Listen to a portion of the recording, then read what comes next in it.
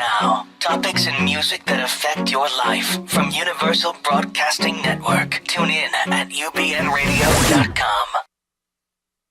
Wednesday, February the 11th. I'm Emerson Collins. And I'm Del Shores. And you're listening to The Del and Emerson Show. Straight talk. Real gay!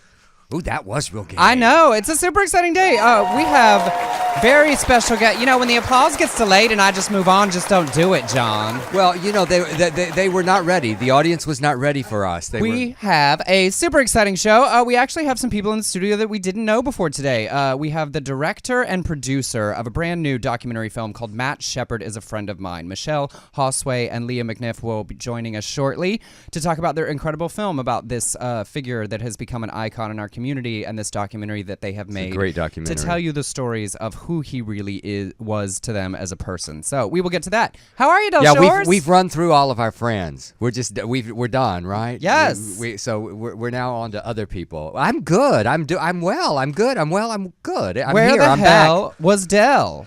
I was in the Caribbean. I was in Haiti. I was in Puerto Rico. And I was also in St. Martin's, and I had a great time. I'm so glad. I was on the, you see me. Can't you tell? Did you see those pictures? I did not. Oh, go to my Twitter. There's a real nasty one of me at the white party. Scandalous photo on Twitter at Del Shores. It's dark and I'm reaching up so everything looks a little better than it is. The kind of photos you can't post on Facebook, so y'all go to Twitter and you can check especially on them my out. Facebook. You know, I got those trolls that are always turning me in, so I'm very cautious.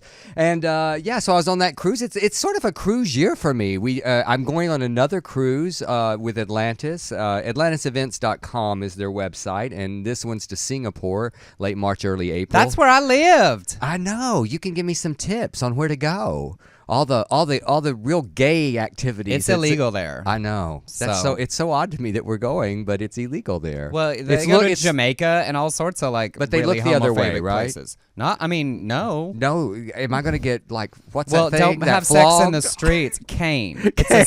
And people say that and they're like, oh, it is a 6-foot pole that is 3 inches across. Oh, I don't want it. I would not enjoy that on any unless level. You're really into that BDSM. No, I'm not. I don't want people rubbing salve on my back. No 50 Shades of Gay for you? No, none. And you have another cruise announcement. Yes, I have a big cruise announcement. Me and Ann Walker are going on a cruise called the Sorted Lives Cruise.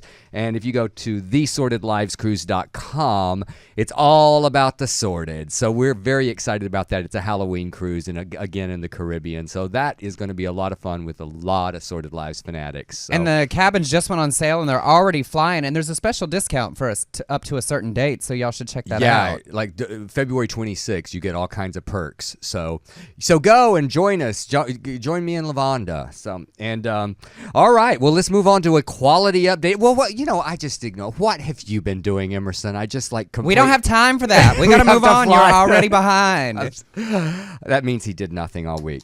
Nothing. I just sat on my ass. Nothing at all. Just nothing at all. Emerson is the hardest working person I know, so You've apologize. said that before, and you're wasting time. Okay, tell us about. Let's hit the equality update. All right, our equality update and who's gnashing their teeth segments are combined this week under our Sweet Homo Alabama banner. Bless their stupid, ignorant hearts. God, Judge Roy Moore in Alabama is clearly campaigning for the worst person in America. And his wife now too. I mean, they're just all going crazy down in Alabama, and these judges. I feel like what they're really trying to do is to make sure that the movie that's eventually going to come out about same-sex marriage in Alabama just has some really good things to happen in the third act, right before the end. So, who could we cast? I think.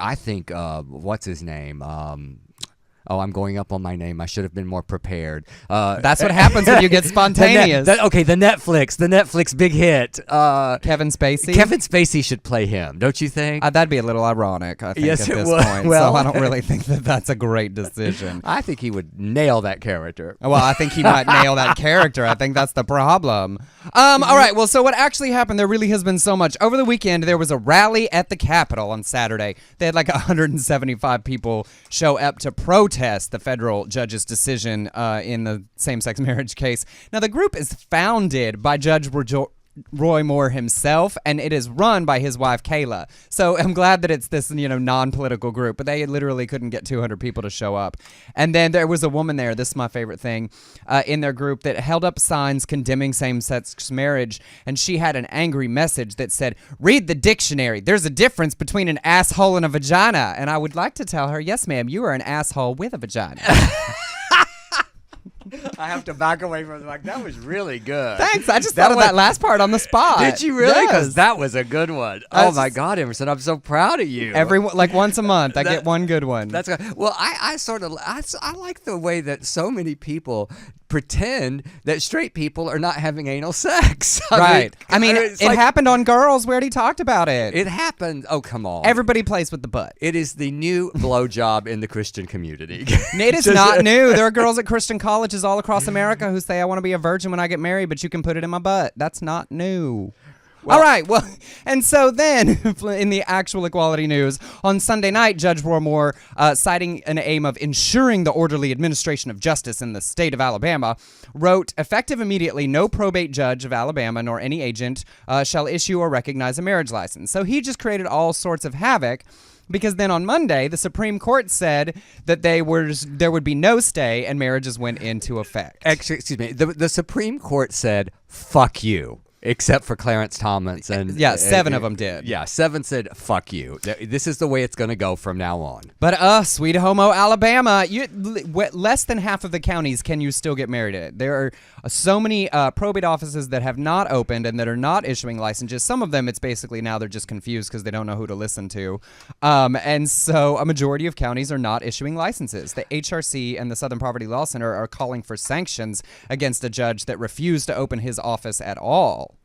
So, well, I want to read a quote from Judge Wes Allen, because he said, "The people of Pike County elected me to perform my duties, and they also elected me because I am the values I live by. I am choosing to take the Pike County probate office out of the marriage licensing business." Now, here's the deal with this. I want to just challenge anybody in Alabama, gay Republicans who voted for any of these motherfuckers.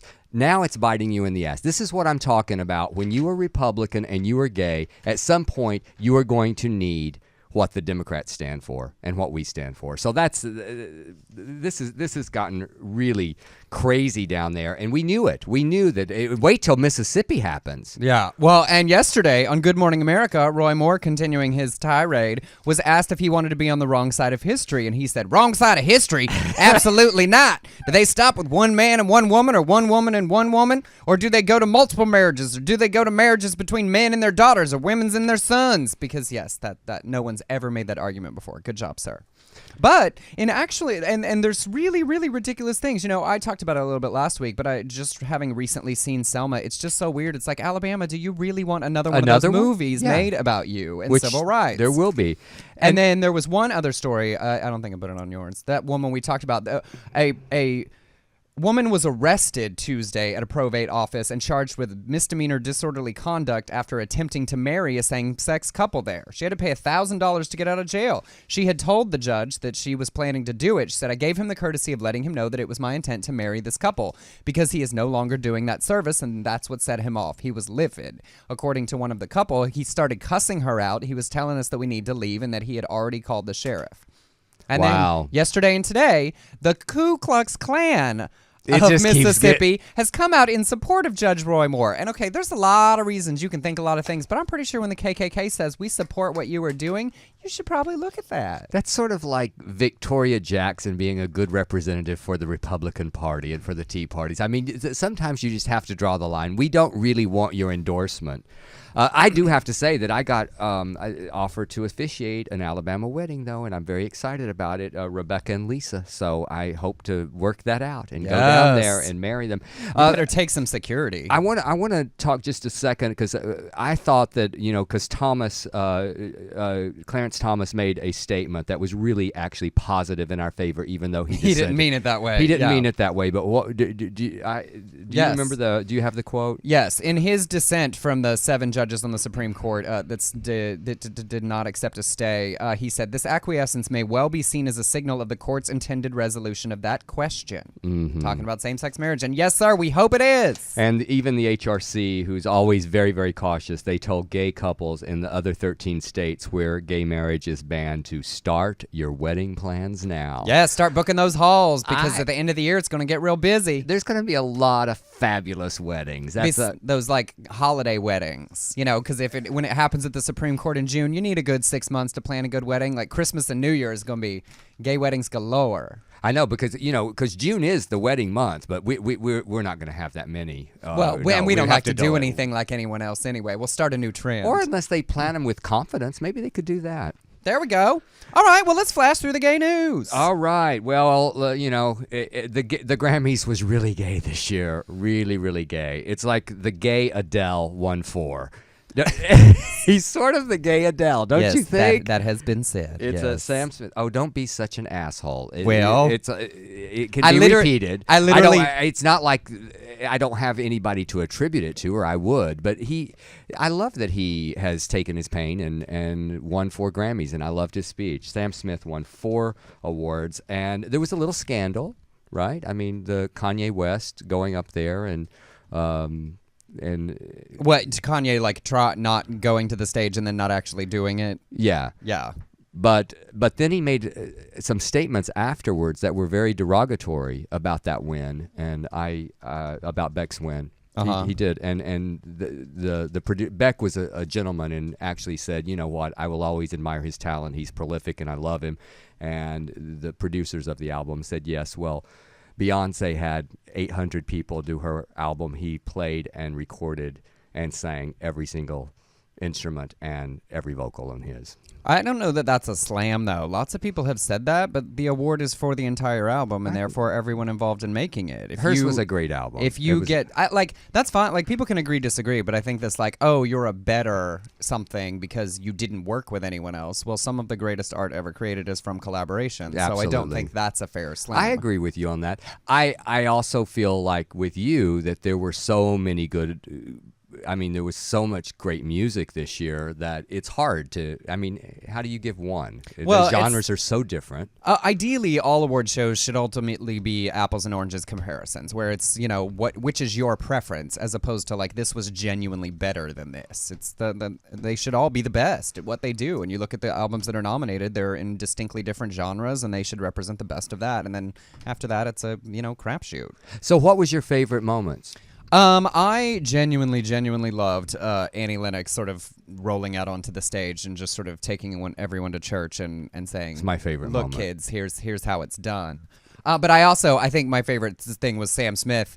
His first moment when he talked about, that felt like I started making good music when I started accepting who I am. And then the shady way that he threw his ex out of the bus is because he said, I want to thank the man who this record is about, who I fell in love with last year. Thank you so much for breaking my heart because you got me 4 Grammys. Yeah. That was the favorite speech of the night for me. But I agree with you, and I also love it anytime Mary J. Blige opens her mouth. I just thought she was stunning with Sam Smith. That was a great moment. And Beyonce, Take My Hand, Precious Lord. You didn't like it? Well, I thought it was fine. It's interesting. There was a big sort of controversy around that, too, because Ladisi is a gospel artist who sang that song in the film. But John Legend said that Beyonce came to them and asked, do you mind if I sing before you, and you don't say no to Beyonce? No, my thing was I die for Beyonce. I stand hard for her, but I just thought, where's the melody of that song? Precious Lord, there's a melody to that song, and you just didn't really sing any of it. What about the statements? The Grammys are always controversial with the hands up and the choreography. I think that's great and not surprising, and that's a big part of what that film is about. And Black Lives Matter is a big part of the support for that movie. But I also it's not related at all. Sia's performance, singing, staring at a wall, and getting Kristen Wiig of all people. I want Kristen Wiig to get nominated for an Emmy for that performance. How would you know it was her? How they didn't say it, did they? No, but they should have. It instantly was her. I know, but if you're just looking at it, I got it right in the middle. I thought, oh my God, that's Kristen Wiig.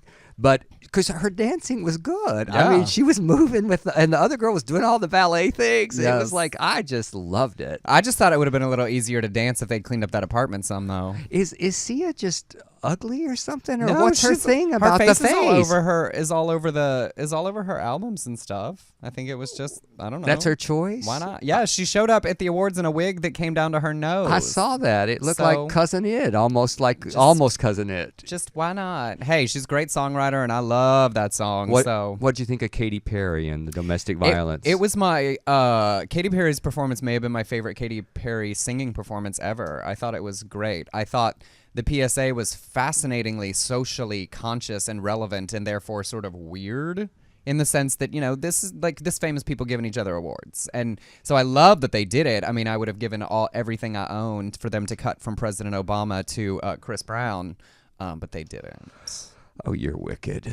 Well, I mean, it's a little awkward when you got those people, like, I invited people back, and here we're going to talk about this and not acknowledge I was going to say elephant, but he's not that big, so, well, in the room. And we in country, Miranda Lambert won. We love her. And you wrote here that Beyonce has now a total of 20 Grammys. Is that correct? She is now second only to Alison Krauss, who has 27. Which I did not know Alison Krauss had that many Grammys. That's a lot of Grammys. She just must have won 4 bluegrass in a row every year. Time, yes, there's a bluegrass. Yes. And plus, she's done all those collaborations. Yeah, as well. She's won a bunch of that and stuff. she's too. brilliant. Yes. I'm not taking that away from her. But she's in some esoteric categories. It's like, so. but when you wrote that down, and I go, Alison Krauss, 27? When did that happen? Lots of years. They're not on camera. Right. They were those that they gave the day before. Yes. She's gotten to win on camera, I think, like twice. Okay. I just made that up. All right, flashing on. A really interesting story has come out this week about President Obama's journey on same-sex marriage. David Axelrod is a former advisor of the president's, and he published a book this week, and he claimed that during the 2008 election, that Barack Obama really was not for civil unions the way he said. He was really ready to say that he was in support of same-sex marriage, but for religious reasons, he ended up saying to David, "I'm just not very good at bullshitting," after an event where he stated his opposition to same-sex marriage. Axelrod writes that he knew Obama was in favor of it during the first presidential campaign, even as Obama publicly said he only supported civil unions, not full marriages. Axelrod admits to counseling Obama to conceal that position for political reasons. Opposition to gay marriage was particularly strong in the black church, and as he ran for higher office, he grudgingly accepted the counsel of more pragmatic folks like me and modified his position to support civil unions rather than marriage, which he would term a sacred union. So it's really interesting that Axelrod said, I and others advised him not to go all the way to same-sex marriage, basically because of the support he needed from African-American churches. And he's come out somewhat in opposition now. Well, yes. Well, and then a really interesting thing happened because right as that was released, BuzzFeed got a huge interview with Obama, and Ben there asked him, and Obama basically said, well, yes, but no. He said, I think David is mixing up my personal feelings with my position on the issue. I always felt that same-sex couples should be able to enjoy the same rights legally as anybody else, and so it was frustrating to me not to, I think, be able to square that with what were a whole bunch of religious sensitivities out there. So it's interesting that he's says, saying the same thing, basically. He is. He really is. He's just saying, I wasn't quite the liar that you're saying I am. Well, and also, I just interesting because I think what it is he can't say I lied for political reasons because that just sounds terrible. Even though every politician does that. The issues that are super priorities are what they have to focus. They have to worry about what most voters care about. And on some things they have to say what I think is irrelevant. It's what's my campaign position going to be on the issue. But he can't admit that because even though if you think about it, we all know that that's how politicians have to operate. They have to, some things, it's like, whether I believe this or not, this is what the people in this area want, and it's what I'm going to have to do as their elected official. But admitting that out loud would be saying, well, I lied to churches in order to get their votes, and that would open up a whole other can of worms. But basically what he's saying is, I thought it was the same thing. I thought it was the very same thing. I did support the rights, and then some of my gay friends started saying it doesn't feel the same, and that's what changed his position. That's what he's saying. Yes, correct? but I don't believe that. I don't either. I believe what David said, that he was frustrated because I think from a legal perspective, even beyond personal, that his background in the law was like, this legally doesn't make sense. Right. We should, but they were like, you can't say that. You can't be the only Democratic candidate to be out front saying that. You have to say the same Ultimately, thing everyone else says. What does it matter at the end? I think it matters for the journey of like I think the reporters asking these questions is good. I think that's important to like really understand, the journey. I mean, I think that's interesting insight into our leaders' frames of mind. I mean, I think that's relevant. Well, you always can write it in the book. Right. Yeah, because there'll be a big book after this administration. And then there's the questionnaire that also contradicts what he's saying as well. Well, because he had said that on a questionnaire in '96 before all of that started. So, but yes, I as still you love said, him. in the still end, love him. he is the president that sat down and did an interview and said, "I think that all people's relationship should be equal under the law." And he, in that same interview, unequivocally stated he's excited about where the Supreme Court is ready to make a shift to make it the law of the land. So we love him. Yes, I love him. This show loves him. All right, flesh and on. Okay, switching tones just a little bit. Just a little bit. We were telling Michelle and Liam, who are listening in the green room, that the tone of our show shifts dramatically, and this is a great example To of a little this. bit of a horrifying note. I don't think this is horrifying. I think it's celebratory. This weekend is Valentine's Day or Single Awareness Day, if you're one of those people that feels the need to do that, to go that far. So there is a guy in London. He is a London artist. His name is Magnus Irvin, and he will make a bronze mold of your anus. You can also buy it in chocolate form. You can buy it in dark chocolate, milk chocolate, and white chocolate. He began making anus sculptures in chocolate. The molds are available, says Irvin, to anyone who wants their own anus cast or a copy of someone else's anus. Takes half an hour to make one. They use the same gel that dentists use. It's $1,900 for the bronze That's a anus. lot. I mean, That's a lot. $2,000 for a tiny little sculpture of somebody's butthole seems like a lot. To wear it? You just wear it? No, I think you use it like a paperweight. They don't look that big. I mean, I think it's life size. It would be a very beautiful necklace. They do it's it like with a leaf. They do it with the gel for dentists, so I think it's life size. So I think it's probably like the size of a little bit bigger than a quarter or a silver dollar, and you just set it on your desk. Well, I mean... Well, if $1,900 is too much for you, you can get 5 boxes of 3 chocolates each for $38.95 at www.edibleanus.com. Be sure to put that in the chat room, That's John. I'm sure that there'll be lots of... .com. Okay, Emerson, I have to say, on the way over here, I called my daughter, Carrie Shores, and I told her about this story, and this was her response. I don't like that. Well, I do feel like it's a little awkward. Like if you start letting any one of the chocolate ones melt a little bit, and suddenly like and then it's around your mouth, and like I just feel like that probably My looks sense wrong. memory is so vivid. I feel like that if I ate that, I would taste something else. I'm just saying. And did you notice that Magnus actually has anus in his name? Well, that's probably where it came from. He just was looking at his name one day and said, in his life. Well, and just so you know, if you wanted to order some from Valentine's, it's too late. They've had so many orders. They've had so many orders? Oh my gosh, yes. Emerson, what are we doing here? We haven't gotten sponsors for our show. We're just like... I'm going to make this my new housewarming gift for Couldn't they have people. been a sponsor for our show? Well, apparently he doesn't need our help. He's already selling out. The Dell and Emerson Show, sponsored by edibleanus.com. Be like, well, we're just going to make it that until we get real sponsors. You know what? We will take whatever. I'm saying, Fleet Enema, we will take you. We have literally no shame. All right, flashing home. This is, and back to a more serious story. In Florida, although it's ridiculous, a Florida lawmaker, Frank Artiles, filed a bill that would make it a crime for transgender people to use single-sex public restrooms that correspond with their gender identity. The bill would restrict single-sex public facilities, including restrooms and restaurants, theaters, workplaces, and schools, to people of the corresponding biological sex at birth. Violators would be guilty of a misdemeanor punishable by up to a year in jail. This is the quote that he said about it. People are not forced to go to the restroom. They choose to go to the restroom. Sir. They choose... I mean, it's literally like you're in town. I guess what he really meant, that they could choose a facility. That's what he's saying. Yeah, well, it's like what? You should hold it. Idiot. You have to hold it. But this, we've talked a lot about, and it's as we do a lot of focus on same-sex marriage on the show, this is the transgender community in their rights lag so far behind, and this really does have to be a priority for all of our community because people are still trying to pass these ridiculous bathroom bills all across the country. And they always go to the predators. It's so stupid. Yes, as if believe me that going to the bathroom is a far more terrifying experience for a transgender person than for any of the rest of us. They want to use the bathroom and get out. Yeah, and...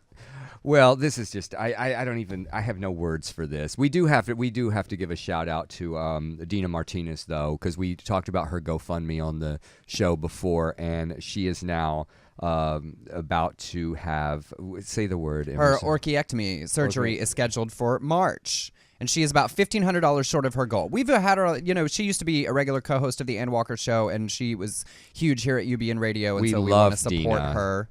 And so she needs about $1,500 more to make the goal for her surgery that she wants to do in March. And so John's putting it up on the screen, but it is GoFundMe.com/Dina Martinez, and that is DinaMartinez. And after the show this afternoon, I'll put that up in the Dell and Emerson Facebook page as well.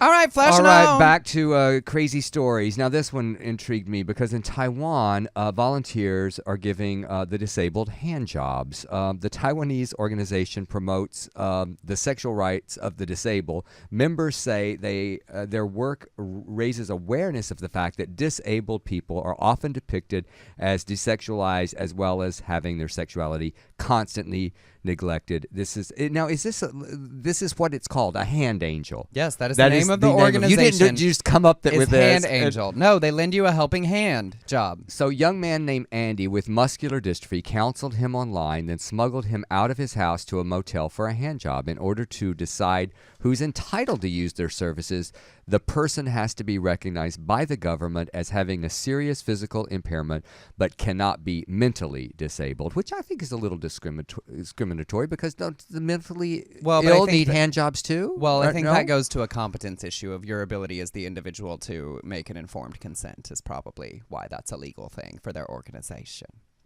Well, I think I'm going to volunteer if this ever hits the United States because I've always been a giver, and I think I give a good hand job. I know, but I can just see you asking for a flip book to choose which ones you were willing to provide a helping hand job to. It's not like a surrogate. You don't get to choose. No, I don't think that's I the only way want. I would like the hot handicap. That's in my fantasy. That's who it is.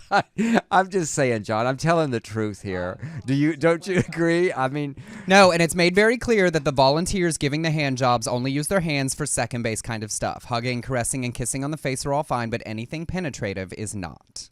But, and here's the thing, I mean... That's the next step. That's a different organization. And each applicant can only receive 3 bouts of sexual stimulation. So just get them worked up, get them attached to this service, and then say, okay, I'm done. I'm sorry. We've got to move on to more. I know, a long can you list imagine here. having to decide you can only get 3 hand jobs? When are you going to get them? Be like, well, I guess my birthday and New Year's and Valentine's Day.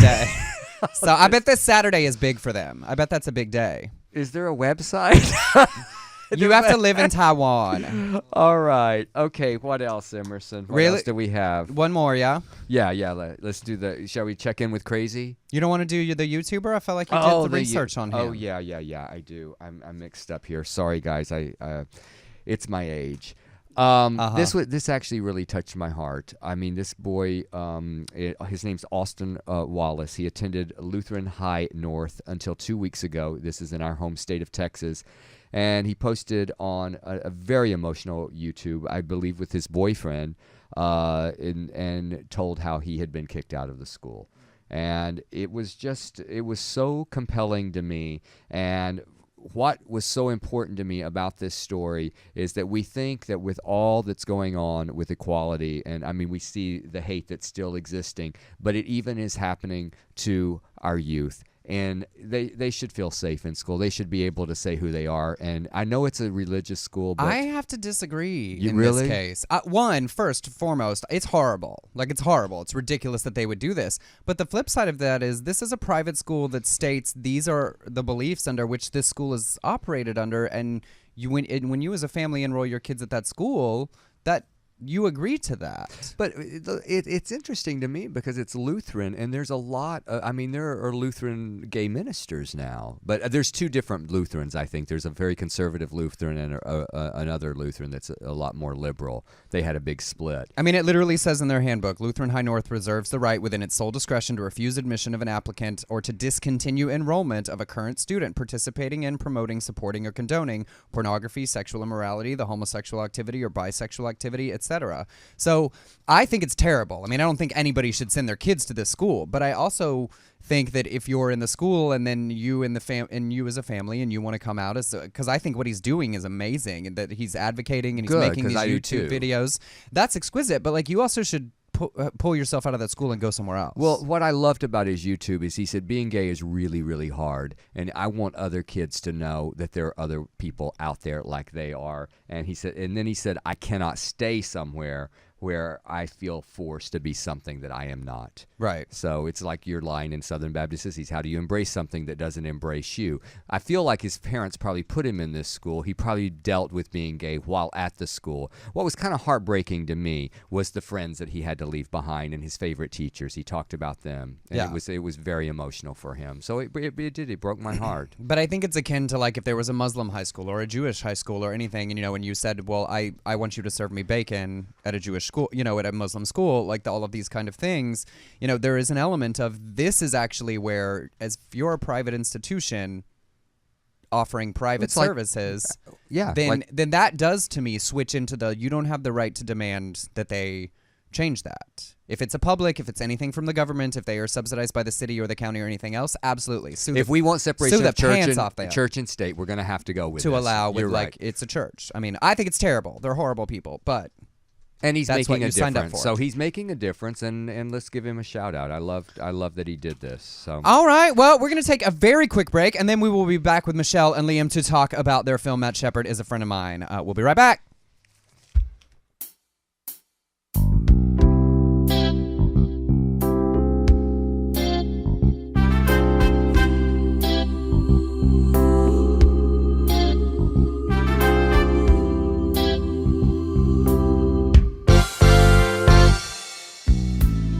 Child without a friend, I see a soul who thinks that it's the end. A broken will's the hardest thing to mend, but try to understand.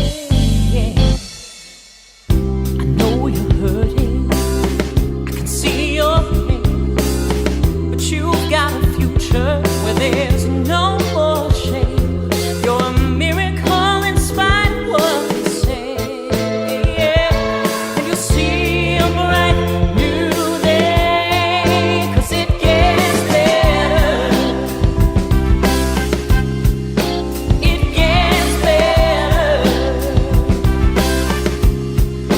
it gets better.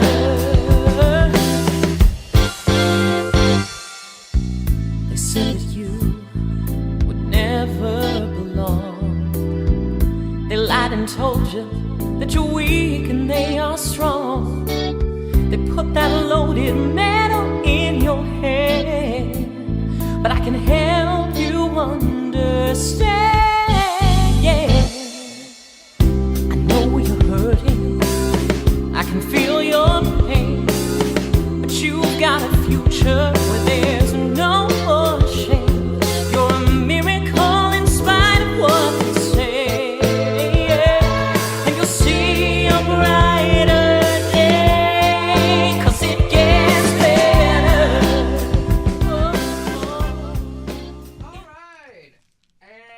We are back. We are incredibly excited to welcome to the studio Liam McNiff and Michele Josue, the producer and director of a brand new documentary called Matt Shepard Is a Friend of Mine. They have been tearing their way across the film festival circuit. They won Best Documentary at the Inside Out Toronto LGBT Film Festival, the North Louisiana Gay and Lesbian Film Festival, and at Out on Film in Atlanta. They won a Celebration of Courage Award for the film in the Kansas City LGBT Film Festival. They screened it in Amsterdam, Mill Valley, St. Petersburg, and more. It opened in New York this weekend, and it opens here in Los Angeles on Friday. Welcome to the show. Everybody gets confused. They're behind that curtain. Yeah, the audience is in the audience. back. There's hundreds of them that come and watch us. Yeah, I loved your documentary. I watched it last night, and thank you first of all for making it. It's beautiful. It's a beautiful tribute to Matthew Shepard, or Matt. I want to say Matt Shepard now after watching your documentary. You've been doing this for a long time, right? I mean, this is a long journey for you. Super long. It's been about 4 years since we started. It's kind of like our baby. It's been an intense journey. What inspired you to start the process? Well, to be quite honest, Matt was a close friend of mine. So when he died, it was almost like immediate, my desire to want to make this film for him because, I was already studying film and really interested in being, a storyteller. And I just felt that I owed it to him as a friend to, reclaim a small part of him and just share with people what he meant to all of us.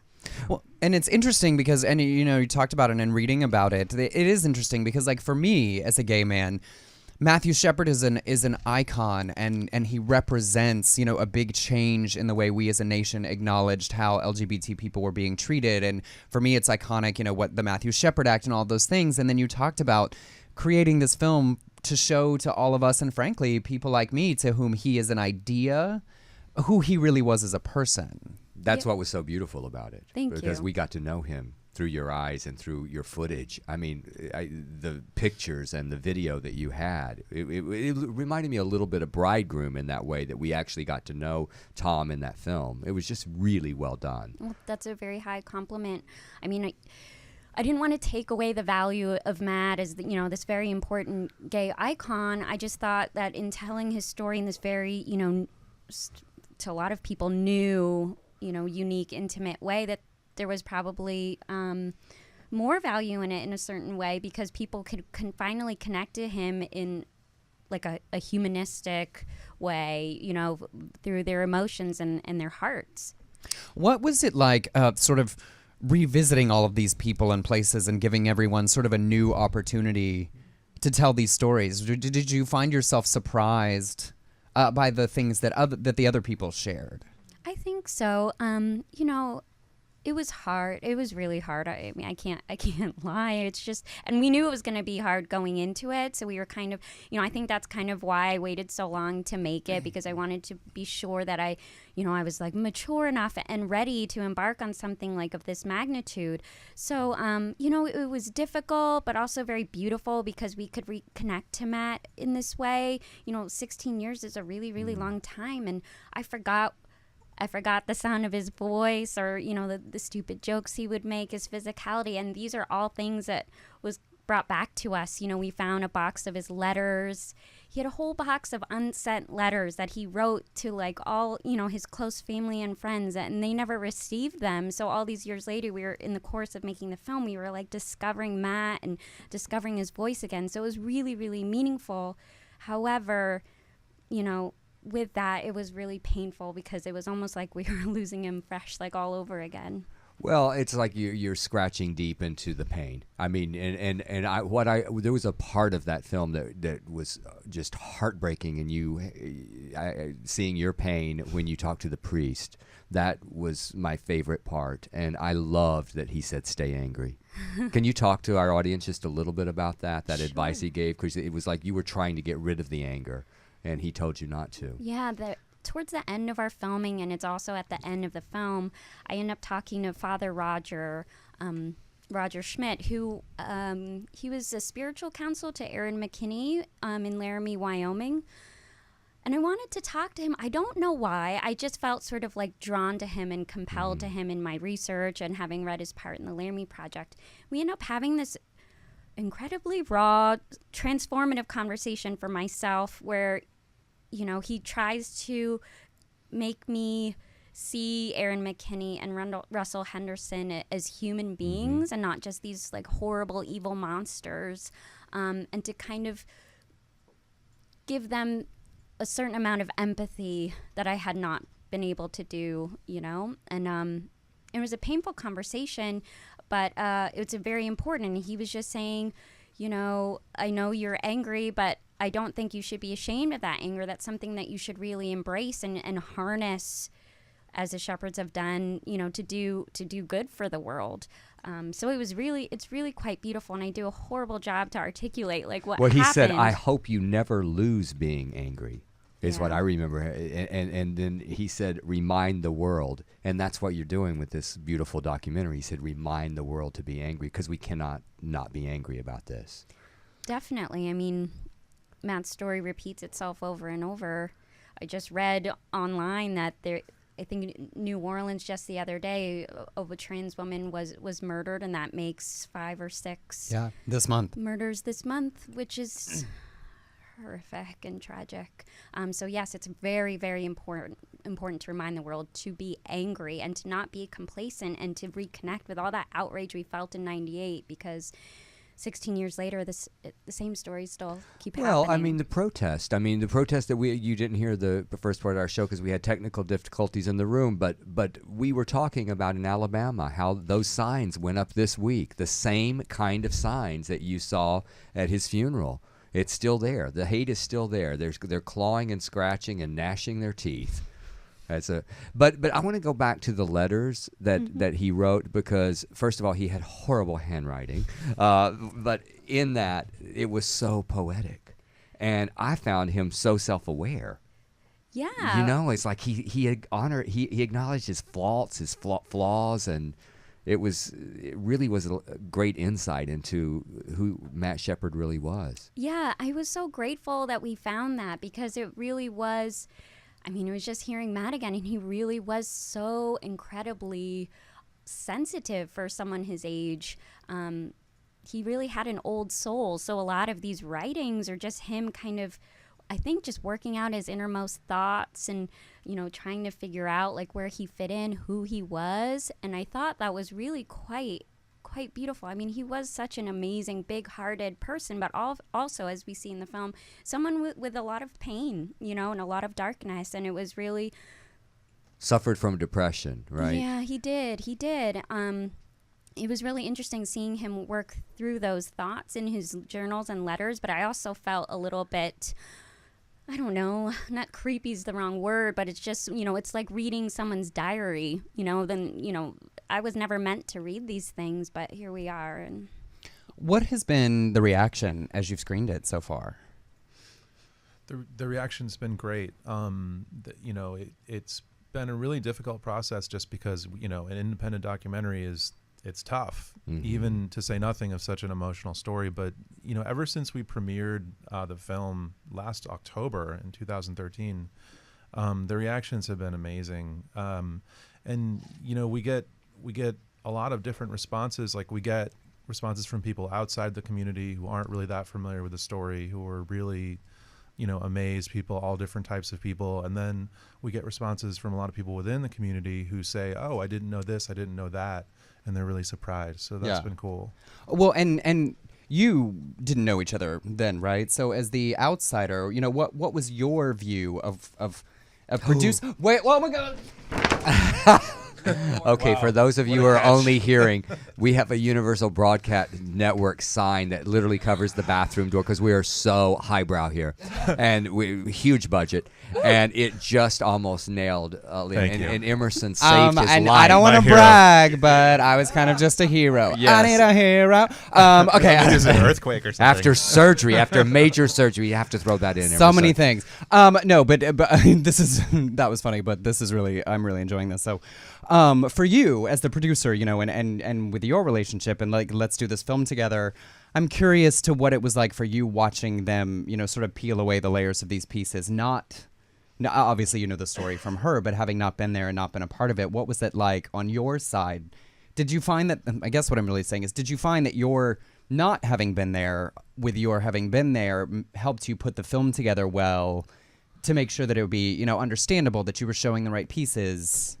I mean, that's a great question. I think, you know, I have to offer the disclaimer that Michelle and I are married. Yeah, I was going to let them reveal that big piece of juicy information. In addition to be producing partners, we're married. But you know, when I met Michelle pretty soon after this had happened, and she was still pretty devastated by it. It was really, you know, it was something that she wasn't really even able to talk about for a number of years.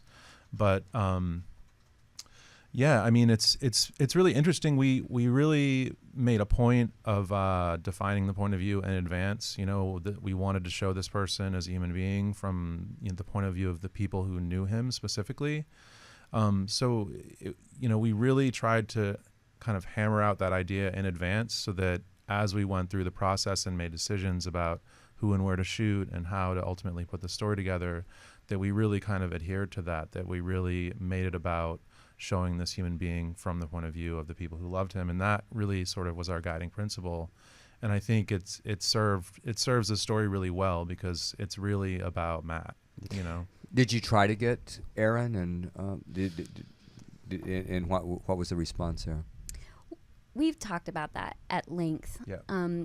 Logistically, I think it would have just been impossible, and the legalities of their deal made it impossible, but it was something that we did talk about. I know that there are other programs that have kind of found a loophole and have been able to interview them. So I think, maybe there was that tiny bit of an option there, but in our discussions, we just decided that there was nothing that they could tell me that would in any way, fill out this portrait of Matt in an honest and they didn't know way. him, and that your whole thing was that the people who knew him. Did you have anybody refuse to do the film that was close to Matt? Or because you had Judy and you had Dennis and their support, correct? Correct. And so many friends and teachers, but what's probably most obvious to a lot of people after they watch the film is that Logan, his brother, is not in the film. And I mentioned that to Emerson. And we talked to Logan and asked him if he was interested in doing it, and I think it's something that he struggled with, the idea of, whether he was going to participate or not. But ultimately he decided that he couldn't do it. And, we're, as friends of his, we just had to respect that, And the Shepards are really adamant about Logan having, his own life. And he's a very private, introverted person, much like his mother. So it's just for the best, I think. Well, and it seems like for many of you, I'm sure there was a strange sort of healing element of being able to tell the parts of the story that aren't about the event.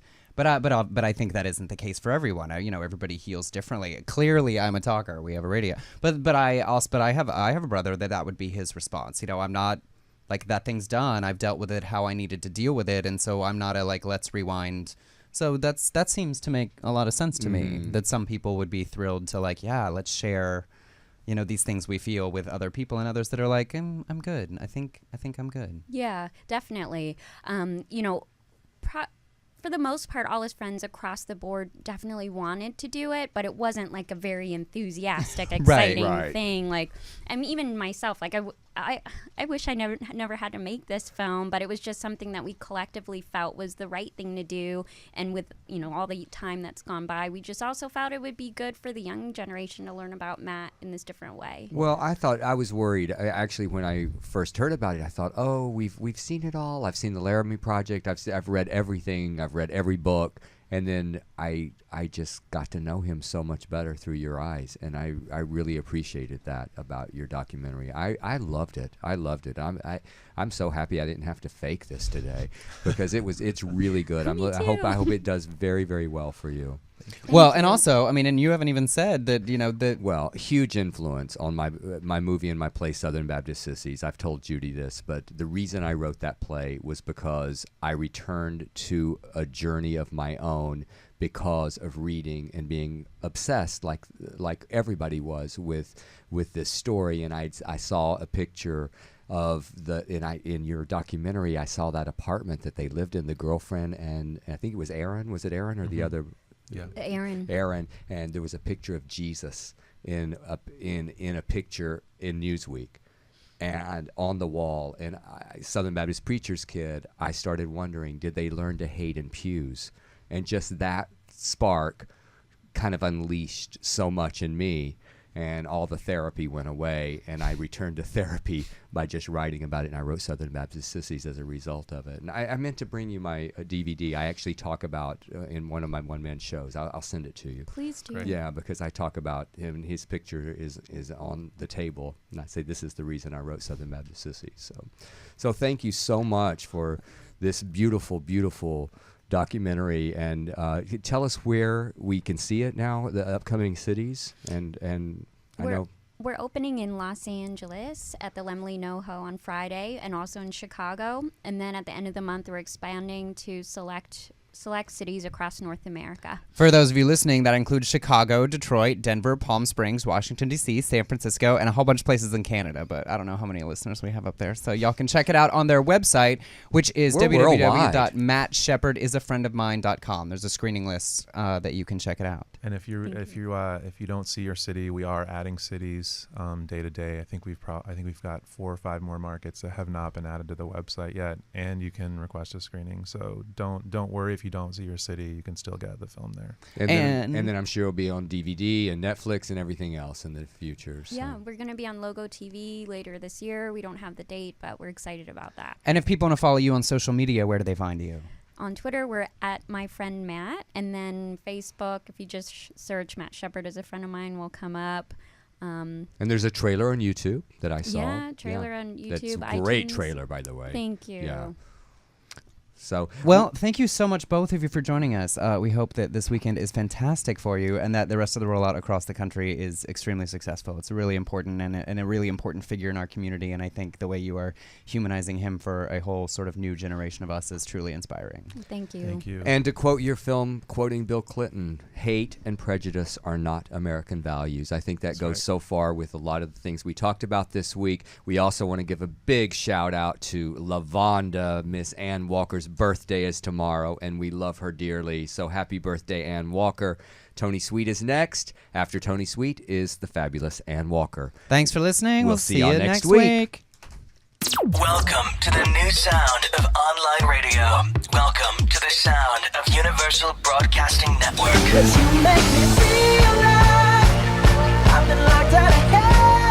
mix of today's hits and hard-to-find favorites, combined with the most entertaining and intriguing talk anywhere. This is your sound.